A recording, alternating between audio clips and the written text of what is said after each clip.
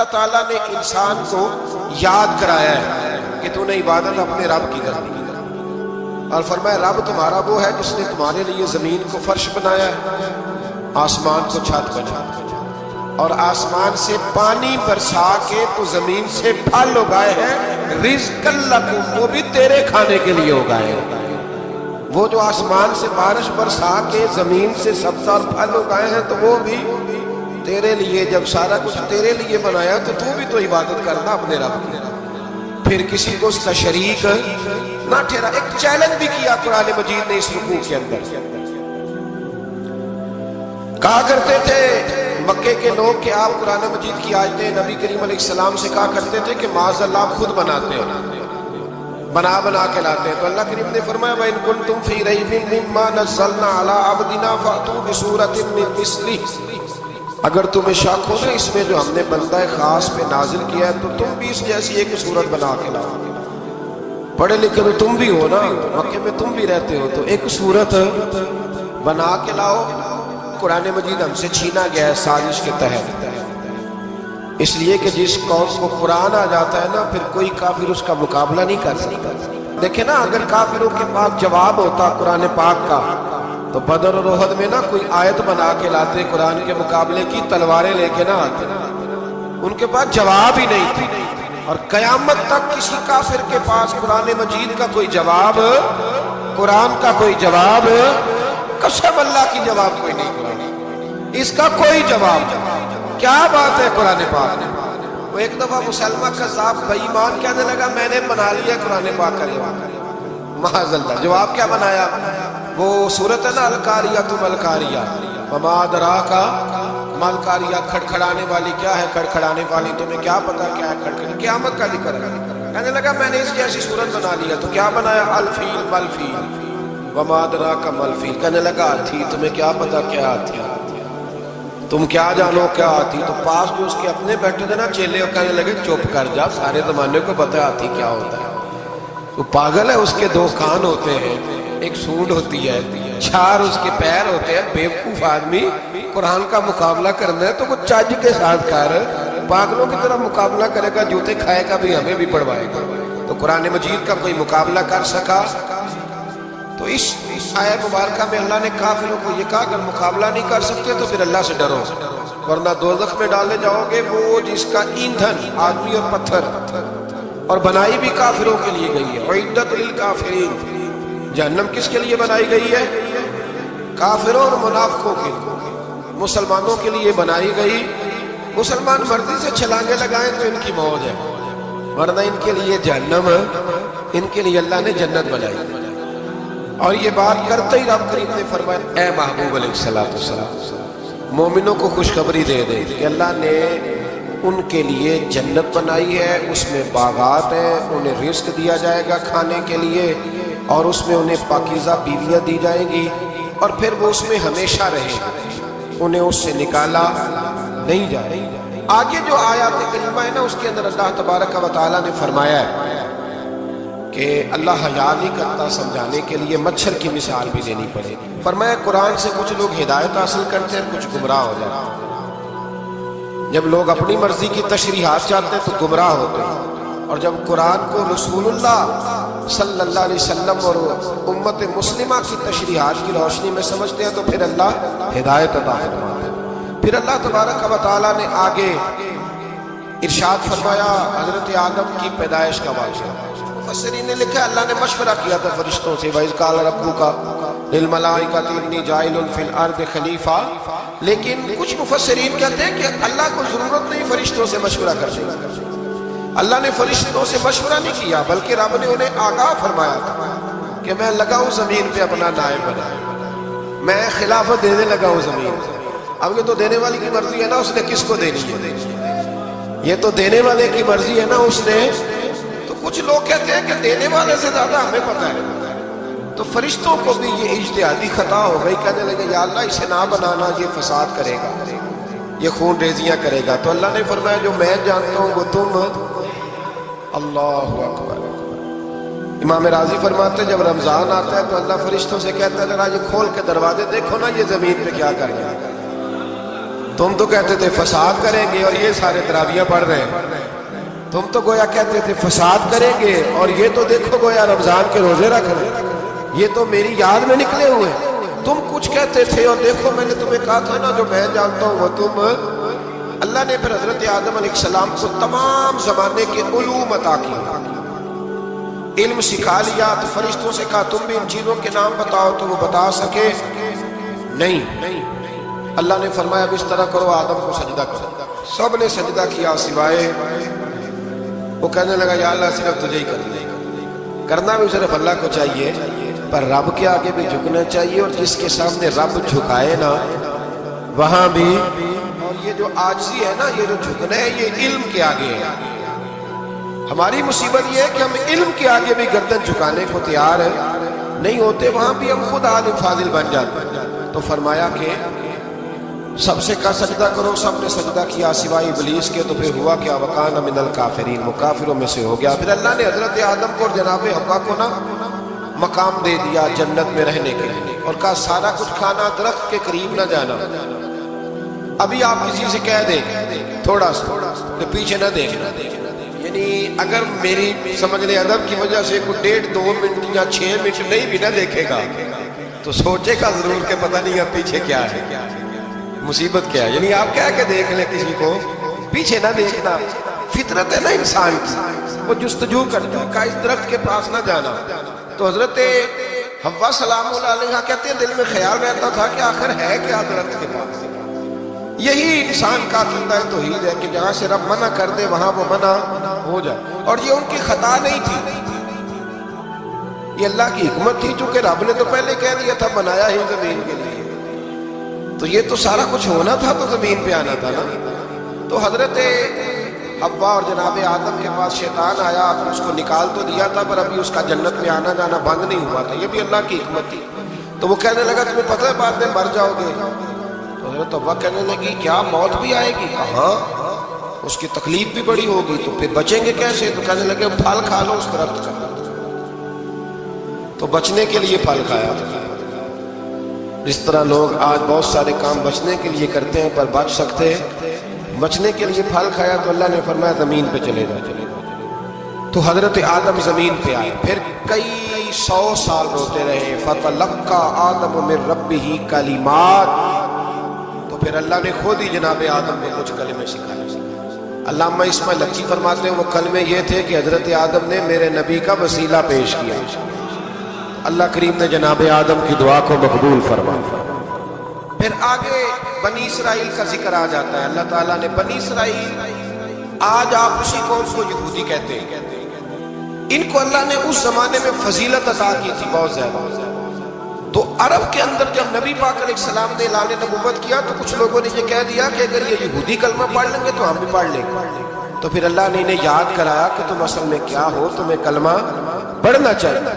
تو اہل یہود کا تذکرہ کرتے کرتے رب کریم نے ایک بات یہ بھی ارشاد فرمائی کہ تم لوگوں کو تو کہتے رہے ہو کہ وہ نبی آنے والے ہیں، وہ نبی آنے والے ہیں، اور جب آ گئے ہیں تو ماننے کو تیار نہیں ہوتے. فرمایا تأمرون الناس بالبر وتنسون انفسکم وانتم تتلون الکتاب، لوگوں کو بھلائی کا حکم دیتے ہو اور اپنے آپ کو بھول جاتے ہو. افلا تعقلون، تمہیں عقل نہیں؟ پھر اللہ نے انہیں یہ بھی یاد کرایا کہ یاد کرو وہ زمانہ کہ جب فرعون نے خواب دیکھ لیا تھا کہ کوئی بچہ اس کی سلطنت کو تباہ کرے گا، تو پھر اس نے تمہارے بچوں کو ذبح کرانا شروع کیا اور تمہاری بیٹیوں کو چھوڑتا تھا.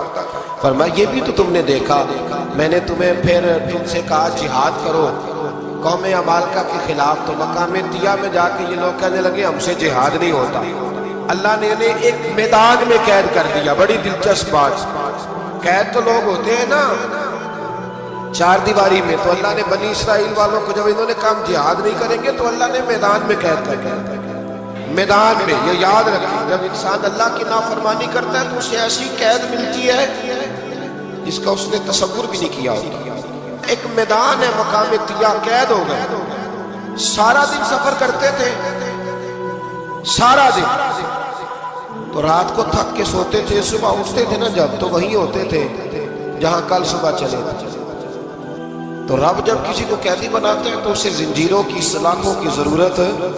دعا فرمائیں اللہ تبارک و تعالی غموں سے نجات عطا فرمائے. یہ دعا فرمائے، ایسی قید دیتا ہے کہ جس سے پھر چھٹکارا ہو سکتا۔ تو بنی اسرائیل کا بہت زیادہ تذکرہ اس بارے میں اللہ تبارک و تعالیٰ نے پھر بیان کیا، اور پھر کہا کہ انہیں جو حکم دیا جاتا تھا یہ اس کی سرتابی کرتے تھے، پھر اللہ نے ان پر ذلت نازل کر دی اور یہ ہمیشہ اس کا شکار رہے۔ قوم سبت کا ذکر فرمایا، ہفتے والے دن کچھ لوگ نافرمانی کرتے، ہمارے بھی ہیلے بہانے ہیں نا آج کل کاروبار میں۔ تو اسی سپارے کی آیت نمبر 65 کے اندر اللہ تعالیٰ نے حضرت داؤد کی قوم کا ذکر کیا کہ اللہ نے انہیں حکم دیا تھا کہ ہفتے والے دن مچھلیاں نہیں پکڑنی، تو وہ کہتے تھے چلو ہاتھ لگا کے نہیں پکڑنی، ہاتھ لگا۔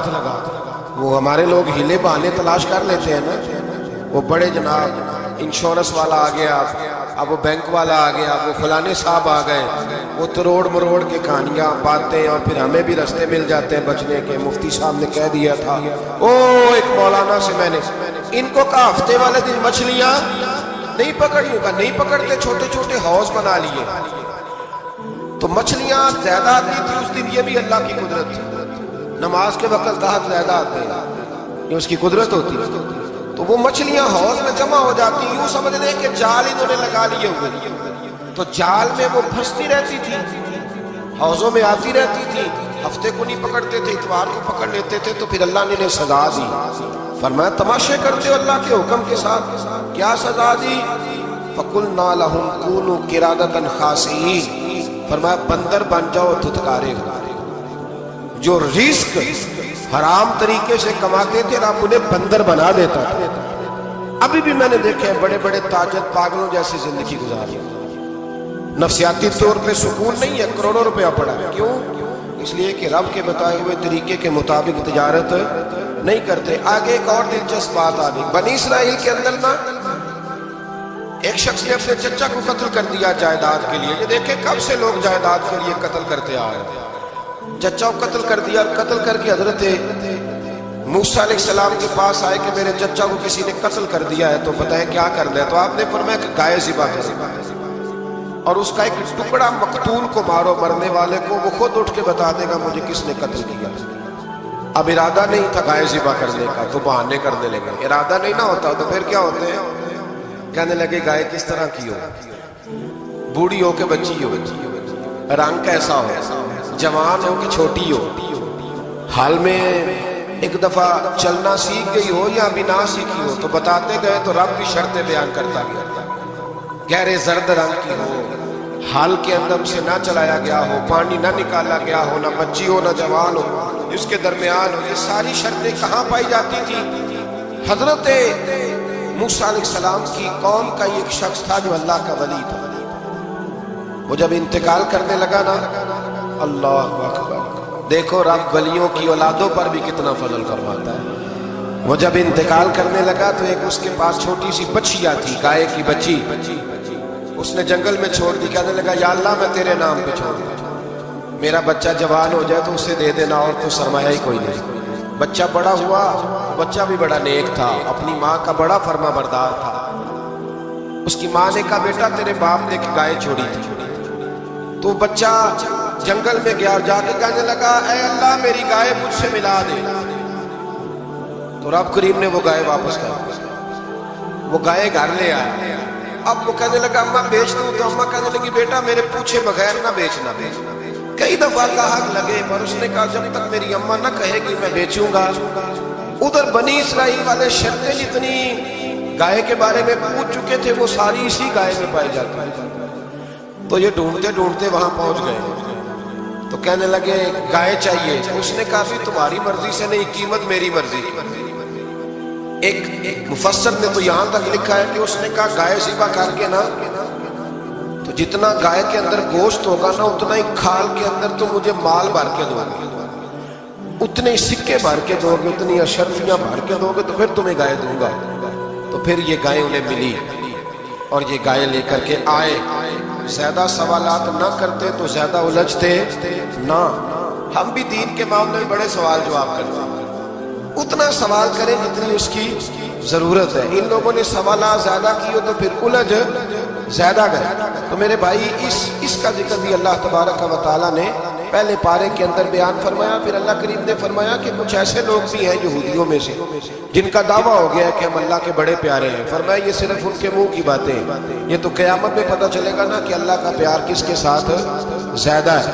اور پھر یہ بھی یہودیوں نے دعویٰ کیا ہے, اسی پارے میں اللہ فرماتے ہیں کہ ان کا دعویٰ ہے کہ ہم اللہ کے بڑے پیارے ہیں, جنت میں ہم ہی جائیں گے. تو اللہ فرماتے ہیں پھر مرنے کی دعا تو کرو, جنت میں تو مر کے جانا ہے. لیکن رب فرماتے ہیں یہ کبھی مرنے کی دعا نہیں کریں گے, اس لیے کہ انہیں پتہ ہے کہ ہم نے آخرت کے لیے کیا بھیجا. جی پہلا حکم آ گیا یا ایھا الذین آمنوا کہہ کے پہلی آیت, پہلے سپارے میں پہلی آیت جس میں اللہ نے کہا یا ایھا الذین آمنوا. تو پہلا حکم آمنوا کہہ کے آیت نمبر 104 میں جو اللہ نے حکم دیا ہے نا وہ نبی پاک کی تعظیم کا حکم. پہلا حکم ہی اللہ نے حضور کی عزت اور ناموس کا ارشاد فرمایا. پہلا اس ترتیب کے لحاظ سے وہ ہوا یہ کہ جب نبی پاک کو بات ارشاد کرتے تو صحابہ کرام اٹھ کے عرض کرتے رائینا یا رسول اللہ, حضور سمجھ نہیں آئی ذرا رعایت کر دیں. تو یہودیوں کی عبرانی زبان کے اندر ذرا کھینچ کے پڑھتے تھے رائینا, تو اس کا معنی بنتا تھا معاذ اللہ اے ہمارے چرواہے. بکریاں چرانے والے کو بھی وہ رائینا کہتے تھے. تو جب صحابہ یہ کہنے لگے تو اللہ نے منع ہی کر دیا. فرمایا میرے محبوب کے غلاموں اس لفظ کے پیچھے چھپ کے, اس لفظ کے پیچھے چھپ کے لوگ میرے نبی کی بے ادبی کر جاتے ہیں.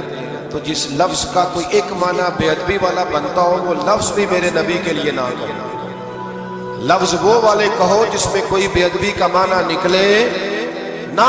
یہاں لوگوں نے بڑے بڑے لفظ نہیں بول دیے پھر کہتے میرا مطلب یہ تھا, میرا مطلب وہ تھا, تو تو نے وہ لفظ بولا کیوں جس کا کوئی غلط مطلب بھی نکل سکتا تھا. اللہ نے فرمایا یا ایھا الذین آمنوا لا تقولوا رائینا, اے ایمان والو رائینا کہو ہی نہ. تو یا اللہ کیا کہیں؟ فرمایا وقولوا انظرنا, تم کہو یا رسول اللہ ایک نظر فرمائیے. انداز دیکھیے, انظرنا ایک نظر. تو ہمارے بزرگ تو پہلے ہی بڑے پیار والے نے کہہ دیا یا رسول اللہ انظر حالنا. کہتے کہاں سے لاتے ہو جملے؟ میں نے کہا اللہ کی کتاب سے. یا رسول اللہ انظر حالنا یا حبیب اللہ اسما کا. تو تم کہو انظرنا, محبوب نظر کرم کرے, واسمعوا.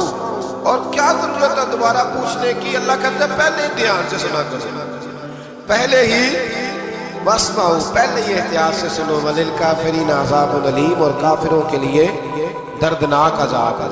لے جی اسی پارے میں اللہ تبارک و تعالیٰ نے پھر اہل یہود کا ذکر کیا. تو یہود کہنے لگے کہ ہم حضرت ابراہیم کے ماننے والے ہیں. تو اللہ کریم نے وہ بھی ذکر کیا کہ میں نے تو ابراہیم کو آزمایا ہے. وَإِذِ ابْتَلَىٰ إِبْرَاهِيمَ رَبُّهُ بِكَلِمَاتٍ فَأَتَمَّهُنَّ, ہم نے ابراہیم کو کچھ چیزوں سے آزمایا ہے, وہ ہماری آزمائش پہ پورے اترے. قَالَ إِنِّي جَاعِلُكَ لِلنَّاسِ إِمَامًا, تو پھر ہم نے انہیں کہا کہ ہم آپ کو پوری دنیا کا امام بنائیں. وہ آزمائش کیا تھی؟ آگ میں جانا بھی آزمائش, بیٹے کا نہ ہونا بھی آزمائش, بیٹا ہوا تو پھر اسے وادی غیر ذی زرع میں چھوڑ کے آنا بھی آزمائش, بڑا ہوا تو پھر ذبح کرنا بھی آزمائش. فرمایا جہاں جہاں آزمایا ہے نا ابراہیم ہماری آزمائش میں پورے اترے. فرمایا تو مفت میں حضرت ابراہیم کی اولاد بنتے ہو اور ان کا نام لیتے ہو اور ان کے ساتھ اپنا تعلق بناتے ہو, دیکھو تو صحیح وہ کتنی آزمائشوں سے گزرے. تو اس کا بھی اللہ نے اسی میں ذکر فرمایا. اور پھر وہ بات کرتے تھے حضرت یعقوب کی اور حضرت اسحاق کی. تو فرمایا وہ تو ہمارے اتنے خاص بندے تھے کہ وصال کا وقت بھی انہوں نے اپنی اولادوں کو نصیحت فرمائی تھی کہ اللہ کی توحید پہ قائم رہنا. اس کا ذکر بھی اللہ نے اسی پارے میں بیان فرمایا. اور جو حضرت ابراہیم اور جناب اسماعیل نے کعبہ تعمیر کیا تو اس کا ذکر بھی اللہ تعالیٰ نے اسی پارے میں فرمایا. فرمایا جب وہ کعبہ بنا رہے تھے تو کہہ رہے تھے ربنا تقبل منا, کہہ رہے تھے اے اللہ بنا ہم نے دیا ہے پر مہربانی فرما ہم سے قبول فرما. تو جو آیہ کریمہ آخر میں عرض کرنا چاہتا ہوں اس پر بھی تھوڑی توجہ فرمائیں گے تو بات بڑی نکھر کے باہر آئے گی. یہ 16ویں رکوع کے اندر اللہ نے پھر یہود اور عیسائیت کا ذکر فرمایا. تو اللہ کریم نے ایک بات ارشاد فرمائی. یہودیوں کے ہاں جب کوئی بچہ پیدا ہوتا تھا پیلے رنگ کے ساتھ اس کو رنگتے تھے, یا کوئی خاص رنگ تھا ان کا. بچہ پیدا ہوتا تو اس پر وہ رنگ چڑھاتے کہ یہ جی ہمارے مذہب کا رنگ ہے. ہمارے ہاں بھی رسمیں ہیں نا اپنی اپنی ماضی. اپنی اپنی نہیں ہونی چاہیے، اللہ رسول کا حکم ہونا چاہیے۔ تو یہودیوں کے یہاں بچہ پیدا ہوتا تو ایک خاص رنگ چڑھاتے، عیسائیوں کے یہاں پیدا ہوتا تو وہ بھی ایک خاص رنگ چڑھاتے۔ مسلمانوں کے یہاں بچے پیدا ہوئے تو انہوں نے بھی توجہ کی کہ یہ کیا ہو رہا ہے، تو رب کریم نے فرمایا صبغۃ اللہ، رنگ اللہ کا ہی ہے۔ ومن احسن من اللہ صبغۃ، اور فرمایا اللہ کے رنگ سے زیادہ خوبصورت کس کا رنگ ہو سکتا ہے؟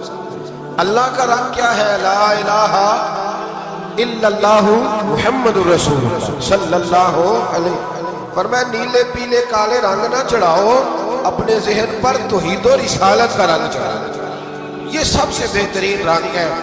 اگر تمہارے ذہنوں پر رب رسول کی توحید کا رنگ چڑھ گیا تو یہ وہ والا رنگ ہے، پھر تمہیں کسی اور رنگ کی طرف جانے کی ضرورت نہیں پڑے گی۔ تو فرمایا رنگ وہ پیدا کرو جو توحید کا ہے، رسالت کا ہے، اس رنگ کی توجہ کرو۔ قرآن مجید کے اس پارے میں اللہ کریم نے مختلف باتیں بیان کر کے آخری رکوع میں یہ جو رنگ کا ذکر فرمایا نا، تو یہ لگتا ہے پورے پارے کا خلاصہ ہے کہ رب کریم نے فرمایا اصل بات یہ ہے کہ تمہاری سوچوں پہ رب رسول کی توحید و رسالت کا رنگ ہونا چاہیے۔ ہر وقت بچہ پیدا ہو تو دنیا سے جائے تو رنگ کس کا ہونا چاہیے؟ اللہ رسول کے۔ اور فرمایا رب تمہارا وہ ہے جس نے تمہارے لیے زمین کو فرش بنایا ہے، آسمان کو چھت بنایا، اور آسمان سے پانی برسا کے تو زمین سے پھل اگائے ہیں، رزق لکم، وہ بھی تیرے کھانے کے لیے اگائے ہیں۔ وہ جو آسمان سے بارش برسا کے زمین سے سبزہ اور پھل اگائے ہیں تو وہ بھی تیرے لیے۔ جب سارا کچھ تیرے لیے بنایا تو تو بھی تو عبادت کرنا اپنے رب کی، پھر کسی کو اس کا شریک نہ ٹھہرا۔ ایک چیلنج بھی کیا قرآن مجید نے اس رکوع کے اندر، کہا کرتے تھے مکے کے لوگ کہ آپ قرآن مجید کی آیتیں نبی کریم علیہ السلام سے کہا کرتے تھے کہ معاذ اللہ آپ خود بناتے ہیں، بنا کے لاتے ہیں۔ تو اللہ کریم نے فرمایا وَإِن كُنتُمْ فِي رَيْبٍ مِّمَّا نَزَّلْنَا عَلَىٰ عَبْدِنَا فَأْتُوا بِسُورَةٍ مِّن مِّثْلِهِ، اگر تمہیں شک ہو نا اس میں جو ہم نے بندہ خاص پہ نازل کیا ہے تو تم بھی اس جیسی ایک صورت بنا کے لاؤ۔ پڑھے لکھے تو تم بھی ہو نا، مکے میں تم بھی رہتے ہو، تو ایک صورت بنا کے لاؤ۔ قرآن مجید ہم سے چھینا گیا ہے سازش کے تحت، اس لیے کہ جس قوم کو قرآن آ جاتا ہے نا پھر کوئی کافر اس کا مقابلہ نہیں کر سکتا۔ دیکھیں نا اگر کافروں کے پاس جواب ہوتا قرآن پاک کا تو بدر اور احد میں نا کوئی آیت بنا کے لاتے قرآن کے مقابلے کی، تلواریں لے کے نہ آتے، ان کے پاس جواب ہی نہیں تھے۔ اور قیامت تک کسی کافر کے پاس قرآن مجید کا کوئی جواب، قرآن کا کوئی جواب، قسم اللہ کی جواب کوئی نہیں، اس کا کوئی جواب۔ کیا بات ہے قرآن پاک۔ وہ ایک دفعہ مسلمہ کذاب بے ایمان کہنے لگا میں نے بنا لیا قرآن پاک کا جواب، معاذ اللہ۔ جواب کیا بنایا؟ وہ سورت ہے نا القاریۃ مالقاریہ، وما ادراک مالقاریہ، کھڑکھڑانے والی کیا ہے؟ کھڑکھڑانے والی تمہیں کیا پتا کیا ہے؟ کھڑکھڑانے قیامت کا ذکر ہے۔ کہنے لگا میں نے اس جیسی صورت بنا لیا، تو کیا بنایا؟ الفیل مالفیل، وما ادراک مالفیل۔ کہنے لگا ہاتھی، تمہیں کیا پتا کیا ہاتھی، تم کیا جانو کیا ہاتھی؟ تو پاس جو اس کے اپنے بیٹھے تھے نا چیلے، اور کہنے لگے چپ کر جا، سارے زمانے کو پتا ہے ہاتھی کیا ہوتا ہے۔ تو پاگل ہے، اس کے دو کان ہوتے ہیں، ایک سونڈ ہوتی ہے، چار اس کے پیر ہوتے ہیں۔ بیوقوف آدمی قرآن کا مقابلہ کرنا ہے تو وہ چج کے ساتھ کر پاگلوں کی طرح مقابلہ کرے گا، جوتے کھائے گا بھی ہمیں بھی پڑھوائے گا۔ تو قرآن مجید کا کوئی مقابلہ کر سکا؟ تو اس آیت مبارکہ میں اللہ نے کافروں کو یہ کہا اگر مقابلہ نہیں کر سکتے تو پھر اللہ سے ڈرو، ورنہ دوزخ میں ڈالے جاؤ گے، وہ جس کا ایندھن آدمی اور پتھر، اور بنائی بھی کافروں کے لیے گئی ہے۔ وَعِدَّتْ لِلْكَافِرِينَ، جہنم کس کے لیے بنائی گئی ہے؟ کافروں اور منافقوں کے لیے، مسلمانوں کے لیے بنائی گئی۔ مسلمان مرضی سے چھلانگے لگائیں تو ان کی موج ہے، ورنہ ان کے لیے جہنم، ان کے لیے اللہ نے جنت بنائی۔ اور یہ بات کرتے ہی رب کریم نے فرمایا اے محبوب علیہ السلام مومنوں کو خوشخبری دے دے کہ اللہ نے ان کے لیے جنت بنائی ہے، اس میں باغات ہیں، انہیں رزق دیا جائے گا کھانے کے لیے، اور اس میں انہیں پاکیزہ بیویاں دی جائیں گی، اور پھر وہ اس میں ہمیشہ رہیں، انہیں اس سے نکالا نہیں جائے۔ آگے جو آیات کریمہ ہے نا اس کے اندر اللہ تبارک و تعالیٰ نے فرمایا ہے کہ اللہ حیا نہیں کرتا، سمجھانے کے لیے مچھر کی مثال بھی دینی پڑے۔ فرمایا قرآن سے کچھ لوگ ہدایت حاصل کرتے ہیں، کچھ گمراہ ہو جاتے ہیں۔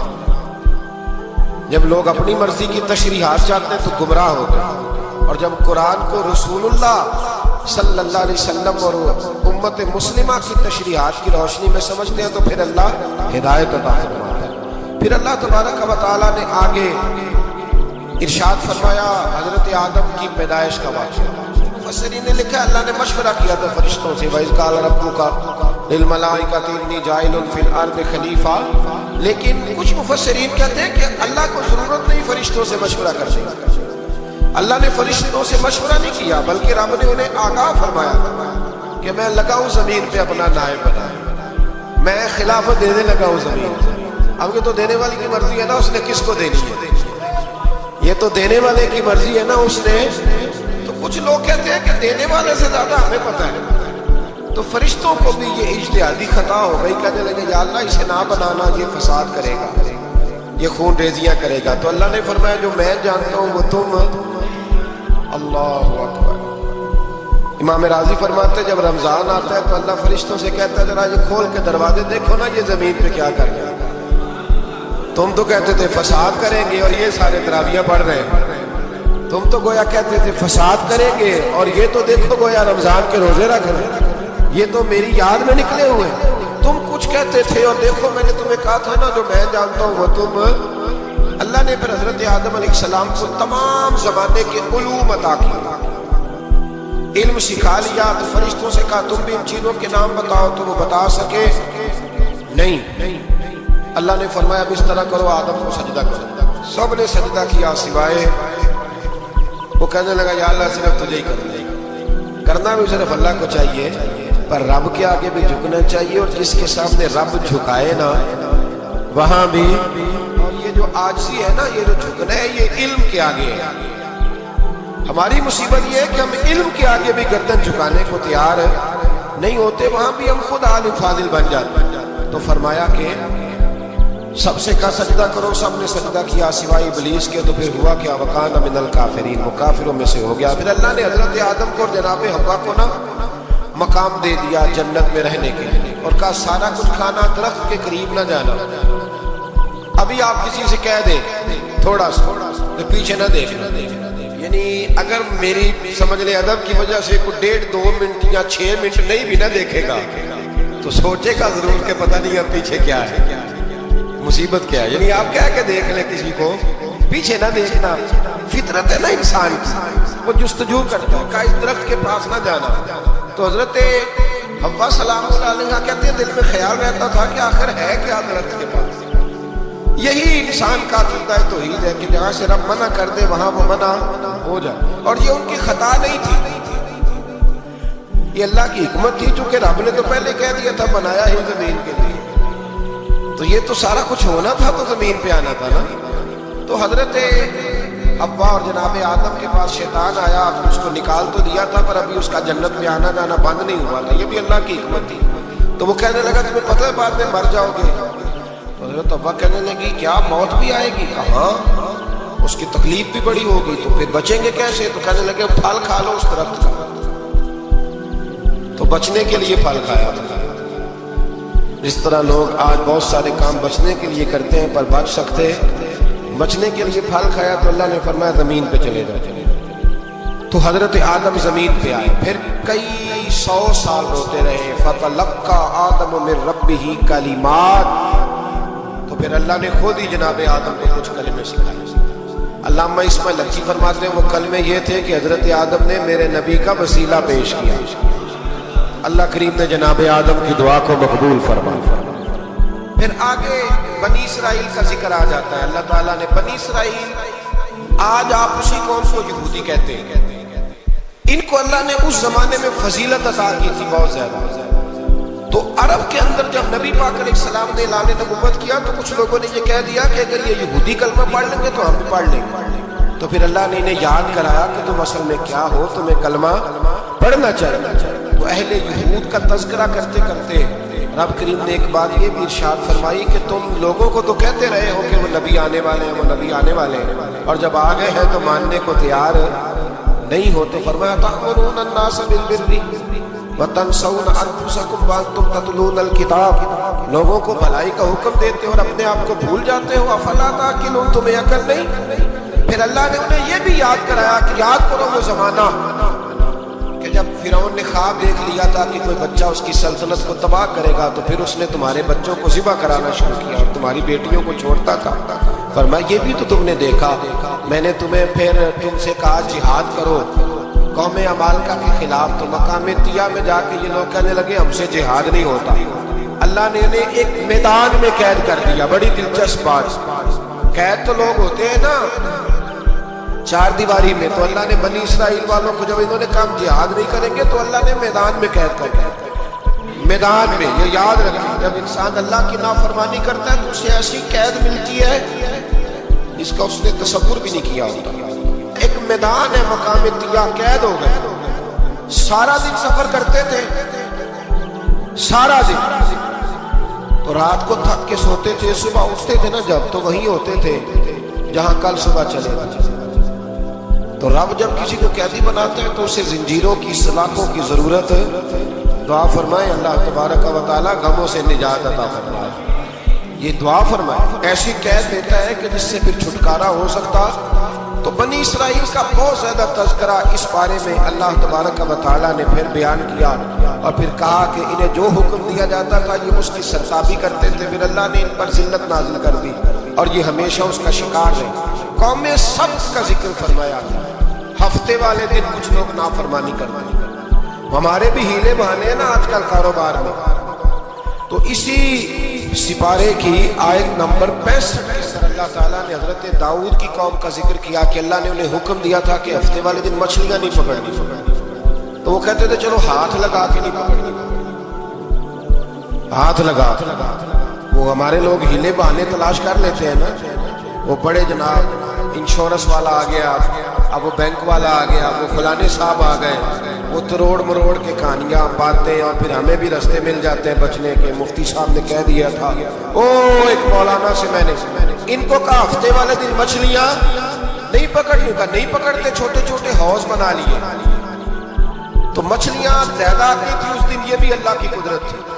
نماز کے وقت گاہک زیادہ آتے ہیں، یہ اس کی قدرت ہوتی ہے.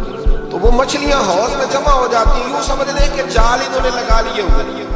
تو جال میں وہ پھنستی رہتی تھی، حوضوں میں آتی رہتی تھی.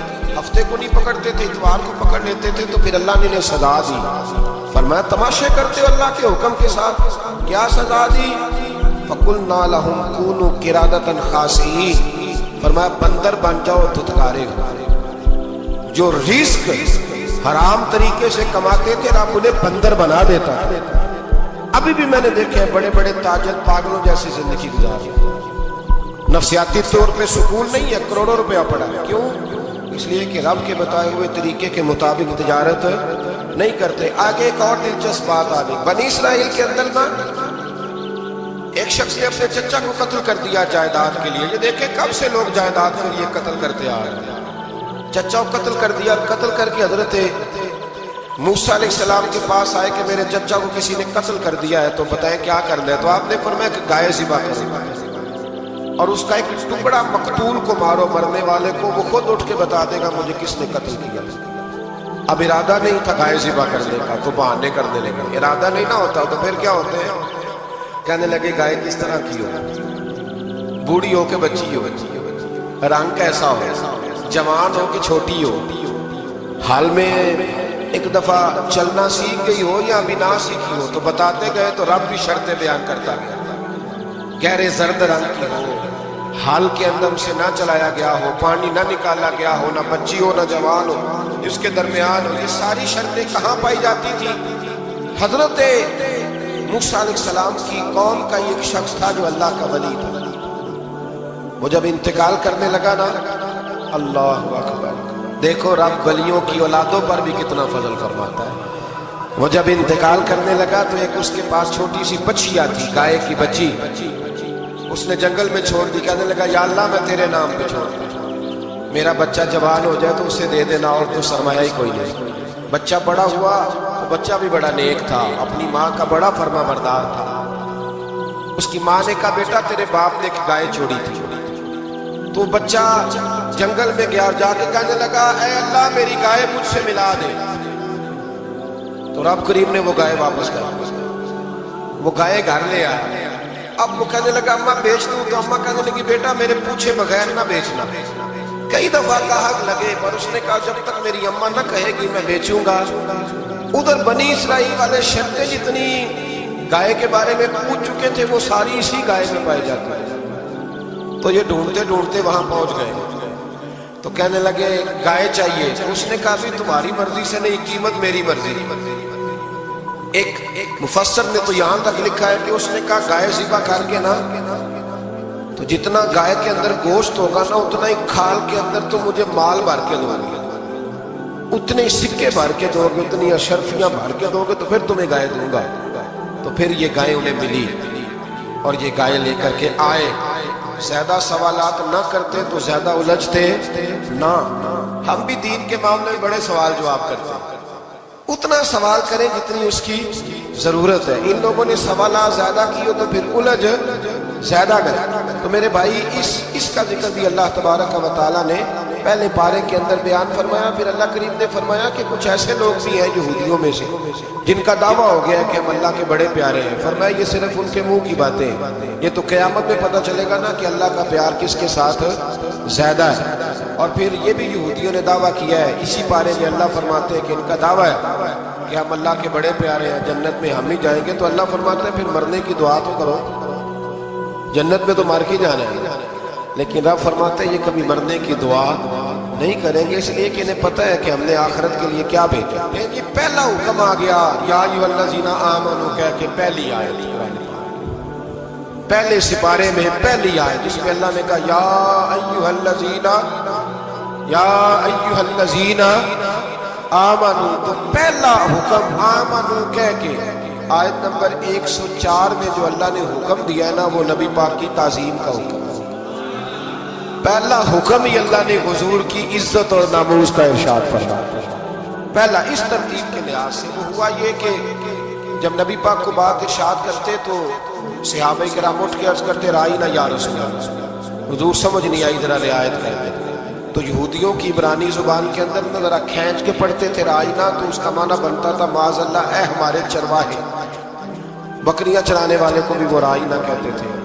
جب صحابہ یہ کہنے لگے تو اللہ نے منع ہی کر دیا، فرمایا میرے محبوب کے غلاموں اس لفظ کے پیچھے چھپ کے، اس لفظ کے پیچھے چھپ کے لوگ میرے نبی کی بے ادبی کر جاتے ہیں۔ تو جس لفظ کا کوئی ایک معنی بے ادبی والا بنتا ہو وہ لفظ بھی میرے نبی کے لیے نہ کرو، لفظ وہ والے کہو جس میں کوئی بے ادبی کا معنی نکلے نہ۔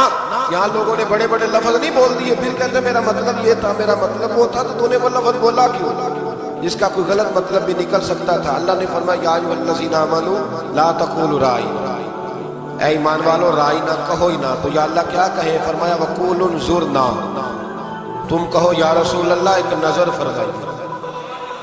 انداز دیکھیے، انظرنا ایک نظر۔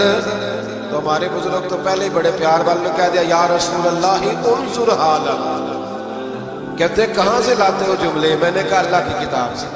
یا رسول اللہ انظر حالنا یا حبیب اللہ اسمع کا، تو تم کہو انظرنا، محبوب نظر کرم کرے، واسمعوا، اور کیا ضرورت ہے دوبارہ پوچھنے کی؟ اللہ کہتے ہیں پہلے ہی دھیان سے سنا کرو، پہلے ہی واسمعوا، پہلے ہی احتیاط سے سنو۔ وللکافرین عذاب علیم، اور کافروں کے لیے دردناک عذاب۔ لے جی اسی بارے میں اللہ تبارک و تعالیٰ نے پھر اہل یہود کا ذکر کیا۔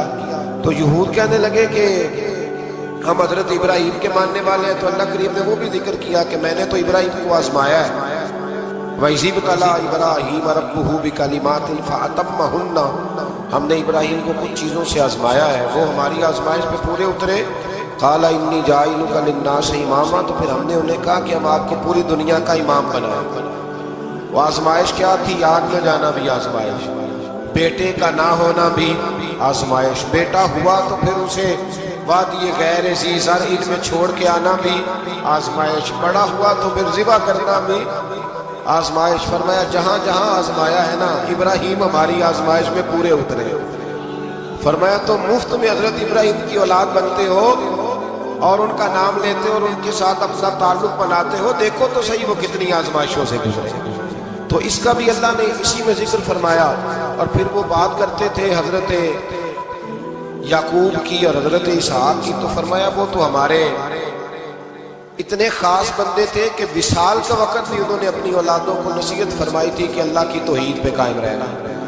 اس کا ذکر بھی اللہ نے اسی پارے میں بیان فرمایا۔ اور جو حضرت ابراہیم اور جناب اسماعیل نے کعبہ تعمیر کیا تو اس کا ذکر بھی اللہ تعالیٰ نے اسی بارے میں فرمایا۔ فرمایا جب وہ کعبہ بنا رہے تھے تو کہہ رہے تھے ربنا تقبل منا، کہہ رہے تھے اے اللہ بنا ہم نے دیا ہے پر مہربانی فرما ہم سے قبول فرما۔ تو جو آیہ کریمہ آخر میں عرض کرنا چاہتا ہوں اس پر بھی تھوڑی توجہ فرمائیں گے تو بات بڑی نکھر کے باہر آئے گی۔ یہ 16ویں رکوع کے اندر اللہ نے پھر یہود اور عیسائیت کا ذکر فرمایا تو اللہ کریم نے ایک بات ارشاد فرمائی۔ یہودیوں کے ہاں جب کوئی بچہ پیدا ہوتا تھا پیلے رنگ کے ساتھ اس کو رنگتے تھے، یا کوئی خاص رنگ تھا ان کا، بچہ پیدا ہوتا تو اس پر وہ رنگ چڑھاتے ہیں کہ یہ جی ہمارے مذہب کا رنگ ہے۔ ہمارے ہاں بھی رسمیں ہیں نا اپنی اپنی ماضی، اپنی اپنی نہیں ہونی چاہیے، اللہ رسول کا حکم ہونا چاہیے۔ تو یہودیوں کے ہاں بچہ پیدا ہوتا تو ایک خاص رنگ چڑھاتے، عیسائیوں کے ہاں پیدا ہوتا تو وہ بھی ایک خاص رنگ چڑھاتے۔ مسلمانوں کے ہاں بچے پیدا ہوئے تو انہوں نے بھی توجہ کی کہ یہ کیا ہو رہا ہے، تو رب کریم نے فرمایا صبغۃ اللہ، رنگ اللہ کا ہی ہے۔ ومن احسن من اللہ صبغۃ، فرمایا اللہ کے رنگ سے زیادہ خوبصورت کس کا رنگ ہو سکتا ہے؟ اللہ کا رنگ کیا ہے؟ لا الہ الا اللہ محمد الرسول صلی اللہ علیہ وسلم۔ فرمایا نیلے پیلے کالے رنگ نہ چڑھاؤ، اپنے ذہن پر توحید و رسالت کا رنگ چڑھاؤ، یہ سب سے بہترین رنگ ہے۔ اگر تمہارے ذہنوں پر رب رسول کی توحید کا رنگ چڑھ گیا تو یہ وہ والا رنگ ہے، پھر تمہیں کسی اور رنگ کی طرف جانے کی ضرورت نہیں پڑے گی۔ تو فرمایا رنگ کو پیدا کرو جو توحید کا ہے، رسالت کا ہے، اس رنگ کی توجہ کرو۔ قرآن مجید کے اس پارے میں اللہ کریم نے مختلف باتیں بیان کر کے آخری رکوع میں یہ جو رنگ کا ذکر فرمایا نا تو یہ لگتا ہے پورے پارے کا خلاصہ ہے کہ رب کریم نے فرمایا اصل بات یہ ہے کہ تمہاری سوچوں پہ رب رسول کی توحید و رسالت کا رنگ ہونا چاہیے۔ ہر وقت بچہ پیدا ہو کہ دنیا سے جائے تو رنگ کس کا ہونا چاہیے؟ اللہ رسول کے دین کا۔ اللہ تعالیٰ ہمیں سمجھنے کی توفیق عطا فرمائے۔ آخر دعوانا الحمدللہ۔